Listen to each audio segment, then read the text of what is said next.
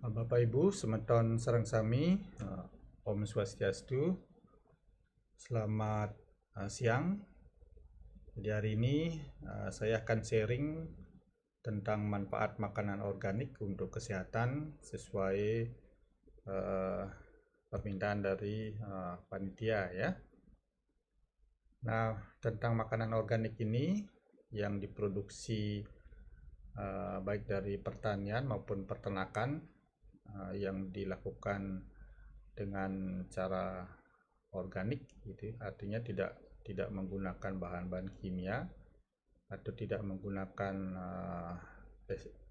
pestisida seperti itu sudah mulai penggunaannya sangat sangat pesat peningkatannya ya.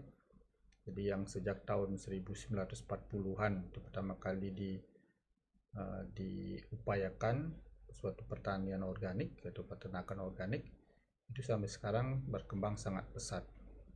Dan masyarakat meyakini bahwa makanan organik ini lebih sehat dibandingkan makanan konvensional seperti itu. Nah, apakah benar seperti itu? Ya, hari ini saya akan sharing tentang beberapa hasil-hasil penelitian yang sudah dipublikasikan tentang manfaat makanan organik ini untuk kesehatan, seperti itu ya. Nah, dari berbagai penelitian yang sudah dipublikasikan, sebenarnya kalau kita lihat dari kandungan zat gizinya, seperti kandungan karbohidrat, kandungan lemak, kandungan protein ya, kemudian kandungan vitamin dan kandungan mineral, itu dari berbagai penelitian sebenarnya tidak jauh berbeda antara makanan organik dengan makanan konvensional seperti itu ya. Jadi hasil penelitiannya tidak konsisten antara satu dengan yang lain, dan pada prinsipnya sebenarnya tidak jauh berbeda seperti itu. Oleh karena itu, kalau kandungan nutrisinya tidak jauh berbeda, berarti sebenarnya mau mengkonsumsi makanan organik maupun tidak, jadi kandungan nutrisinya akan tetap bisa memenuhi dari kebutuhan yang kita perlukan. Namun demikian, ada beberapa publikasi yang menyatakan bahwa makanan organik ini memiliki kelebihan dibandingkan dengan makanan yang konvensional seperti itu.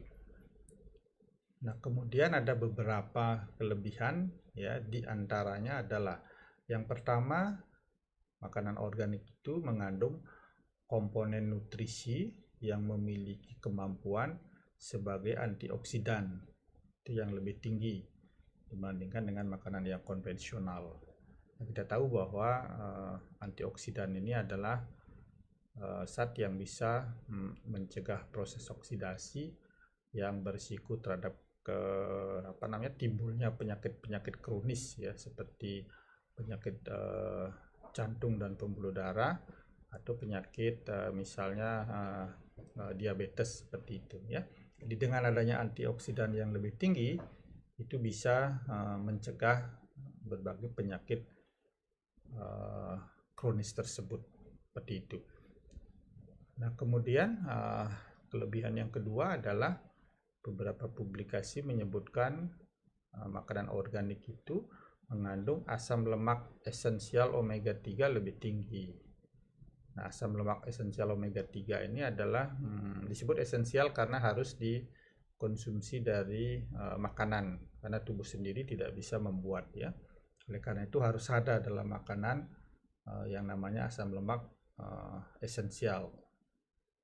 Nah, ini ada dua sebenarnya, ada omega 3 dan omega 6, tapi yang diprioritaskan adalah omega 3 karena omega 3 ini memiliki kemampuan sebagai antiinflamasi, kemudian dia juga membantu proses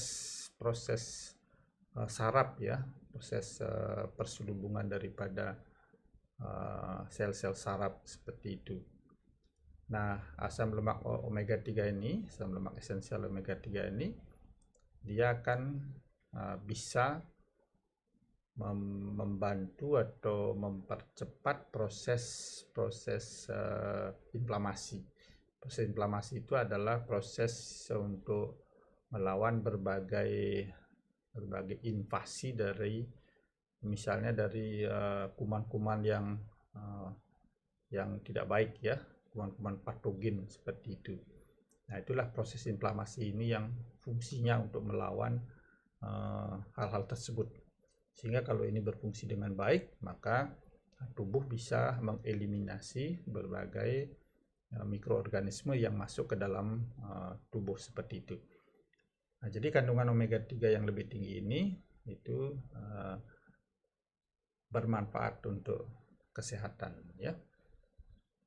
Nah, kemudian yang ketiga adalah makanan organik ini lebih sedikit mengandung logam berat yang berbahaya untuk kesehatan. Misalnya logam kadmium, kemudian ada arsen lagi seperti itu. Ya, dengan kandungan logam berat yang lebih sedikit atau lebih rendah itu bisa mencegah terjadinya berbagai penyakit yang disebabkan karena penumpukan atau pengrusakan yang dilakukan oleh logam berat ini ya.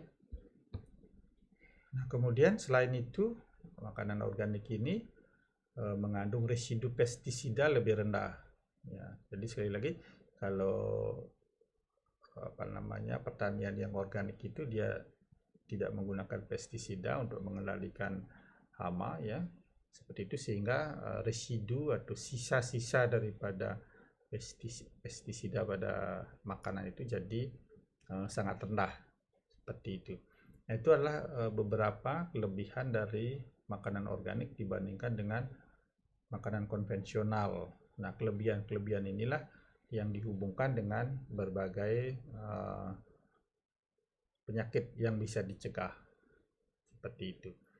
Nah, kemudian ada beberapa publikasi yang saya dapatkan bahwa bagaimana manfaat dari makanan organik ini untuk kesehatan. Nah, yang pertama pada ibu hamil. Ya, ada penelitian bahwa ibu hamil yang mengkonsumsi makanan organik selama kehamilannya, dia akan bisa menurunkan kasus pertama preeklamsia. Preeklamsia itu adalah tekanan darah tinggi pada saat hamil. Jadi bisa diturunkan ya, untuk kejadiannya lebih rendah. Nah, kemudian dia bisa menurunkan risiko hipospadia pada bayinya, bayi laki-laki tentunya ya. Di hipospadia itu adalah ada lubang kencingnya itu tidak berada di depan tapi di bawah pangkal dari kemaluan itu namanya hipospadia ya. Nah, kemudian selain itu ada publikasi yang mengatakan bahwa risiko otitis media itu adalah infeksi pada telinga bagian tengah, pada bayinya juga lebih rendah. Yang terakhir adalah risiko eksim. Eksim itu adalah gatal-gatal pada kulit. Nah, itu juga lebih rendah. Nah, inilah ada beberapa penelitian yang mendapatkan hasil seperti ini ya. Jadi kalau kita berbicara penelitian ya tentunya tidak selalu mutlak ya. Bisa saja dengan perkembangan pengetahuan, penelitian dan sebagainya bisa berubah seperti itu. Jadi ilmu pengetahuan itu sangat dinamis ya, dengan berkembangnya teknologi untuk melakukan penelitian-penelitian selanjutnya seperti itu.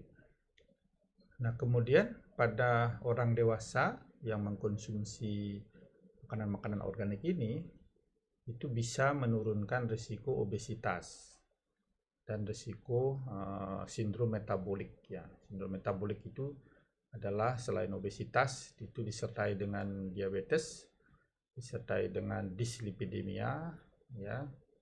Misalnya kolesterol yang tinggi, kemudian trigliseridnya tinggi seperti itu. Kemudian ada hipertensinya. Ya, jadi ada diabetes, ada dislipidemia, ada hipertensi, ada obesitas, itu namanya sindrom metabolik ya.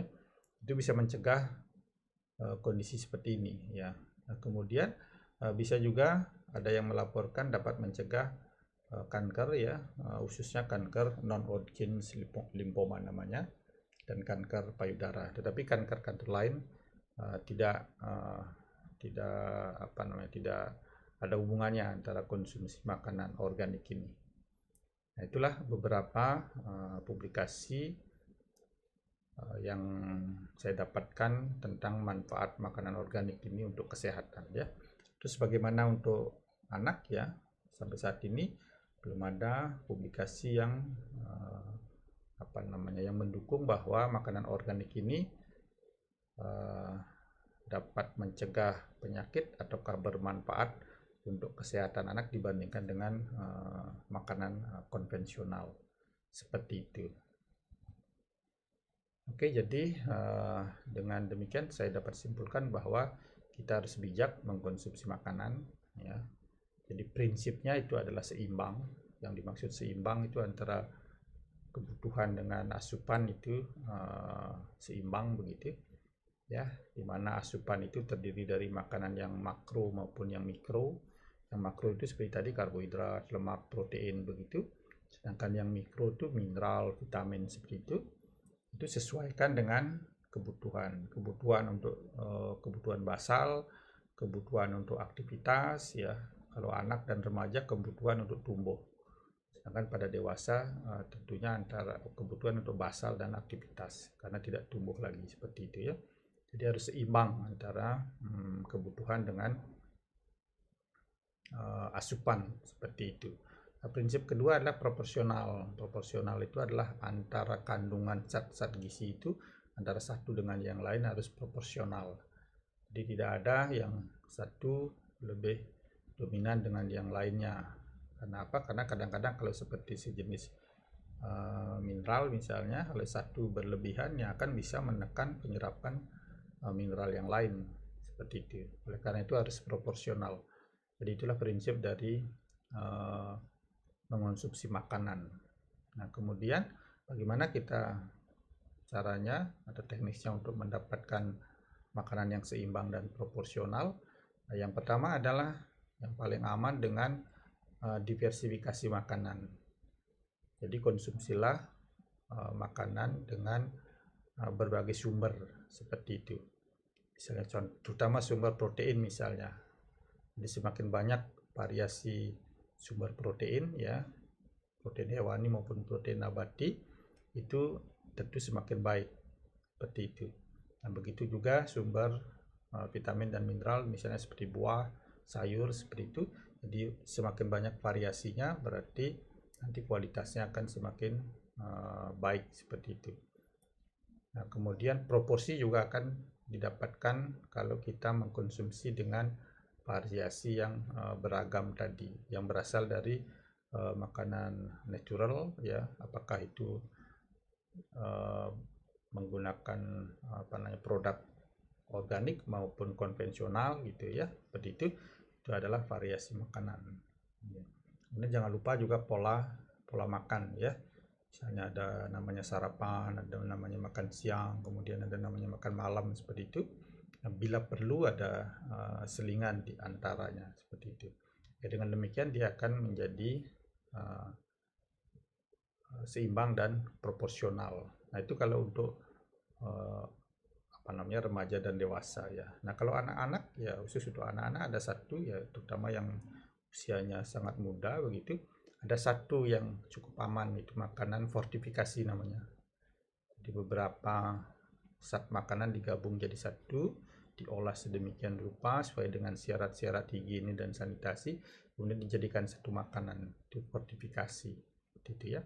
Nah, yang terakhir adalah suplementasi. Kalau suplementasi digunakan apabila terbukti memang mengalami kekurangan zat gizi ya, mengalami defisiensi namanya.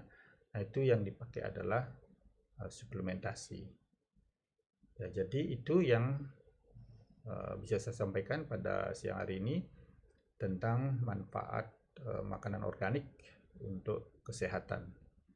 Jadi terima kasih, selamat siang.